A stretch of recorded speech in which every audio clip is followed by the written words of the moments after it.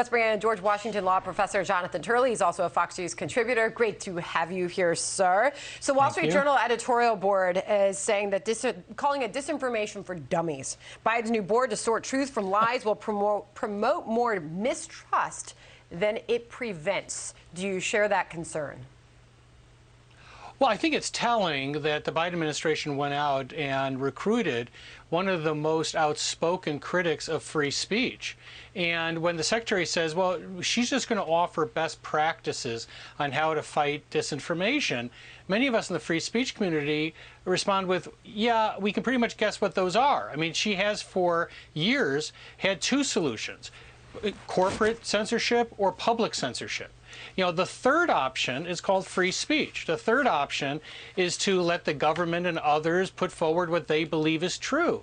How exactly is this group going to stop cartel disinformation?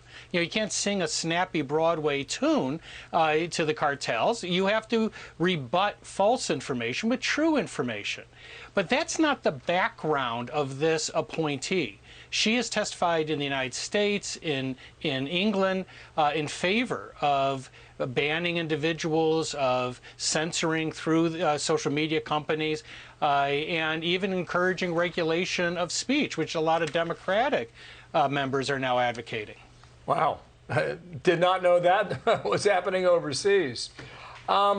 You think this is going to happen or not? I mean, everything seems so vague. Hammer's a skeptic. Mayorkas didn't have a lot of answers over the weekend. There are not a lot of details about how many people be involved here. He tried to clarify a little bit that this is supposed to be overseas and not here at home. And I just wonder if this administration's putting a trial balloon in the air. What do you think, Professor? Well, you know, when you saw the defense of this appointee, it was rather tepid. You know, this is, if we to put it in Mary Poppins terms, this is when you feel an east wind blowing and maybe you should, you know, umbrella out of here. But, you know, my expectation is that they are going to now try to minimize this group. But what's really important about this is that she is pitch perfect for the Biden administration. I mean, President Biden, I've said before, is arguably the most anti-free speech president since John Adams. I mean, the record of this administration is chilling. And they went out and found this individual who has been a huge advocate for corporate and public censorship, has a distinctly anti-free speech view. And that's what's so troubling when the secretary says, well, she has a long background here. Well, it's the wrong background. It's like saying a book burner has a background in literacy. Yeah, he works with books, but that's not the background you're looking for. Gee, well, when you put it that way. Long and wrong. Go ahead, we're safeguarding free speech, says Mayorkas. We're safeguarding civil liberties. I think it is an important endeavor. I don't know. Tepid response in some places there, but he seems to throw his, I mean, he was given an out that perhaps, to Bill's point, this really isn't all put together. And they're just sort of trying this out to see how the country might think about it. But then again, this is pretty much how this administration rolls out all of their plans and policies, to be honest. Yeah, it's hard to see how this board is going to protect free speech. We have free speech. The threat to free speech is coming from the board and from the secretary. He has offices that counter information that is false.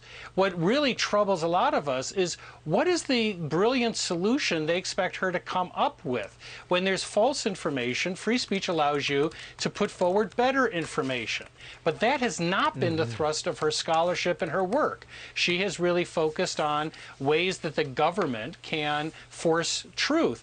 And what is really concerning is she has applauded what the Europeans are doing, which is what Hillary Clinton recently endorsed, which they're trying to, they gave preliminary approval to the Digital Services Act, which is a huge censorship program.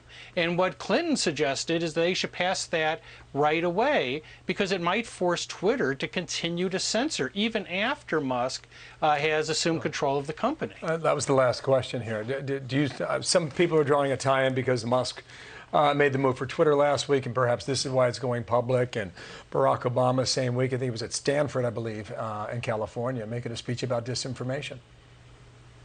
Yeah, what Obama said is truly maddening for those of us on the free speech side. You know, first of all, he said he was a First Amendment absolutist, which is not true. But you notice he didn't say free speech absolutist, because he then followed that up with saying, except for things that I consider to be lies, disinformation, or quackery. Well, it's absolutely bizarre. I mean, at least be honest. If you want censorship, own it. Say it. Because when President Obama is saying that the government needs to regulate, that is state control over speech.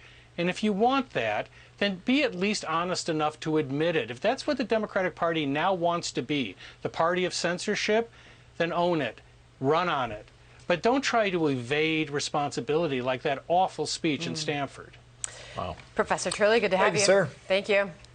Thank you. Hi, everyone. I'm Brian Kilmeade. I want you to do me a favor. I want you to click to subscribe to the Fox News YouTube page. This is the only way that I know for sure that you're not going to miss any great commentary, any great news bites, any great interviews coming your way on Fox. You can get it all here on YouTube. So subscribe right now.